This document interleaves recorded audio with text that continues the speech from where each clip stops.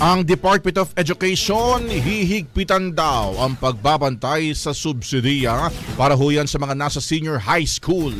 Brigada Sheila Matibag, ibrigada mo! Brigada. Tiniyak ni Department of Education o DepEd Secretary Sani Angara ang mas mahigpit na implementasyon ng Senior High School Voucher Program. Yan ay ilang araw bago ang pagbubukas ng panibagong school year sa June 16. Sa launching ng Brigada Eskwela sa Malolos, Bulacan, sinabi ni Angara na layunin ng hakbang na ito na maalis ang pang-aabuso sa subsidy programs ng gobyerno na sumusuporta sa mga kwalipikadong estudyante sa senior high school.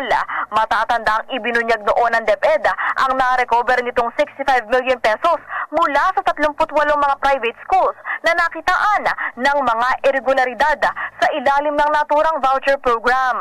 Ayon kay Angara, sa pamagitan ng bagong polisiya, hindi basta-basta makakapag-claim ng refund ang mga eskwelahan. Makakapag-reimburse lang umano ito sa sandaling makumpirma ang actual enrollment ng voucher recipient. In the heart of changing lives, ako si Brigada Sheila Matibag ng 105.1 Brigada News FM Manila, The Music and News Authority. Ang bahaging ito ay hatid sa atin ng Power Cell Salabat, ginhawa ng bawat nangangarap.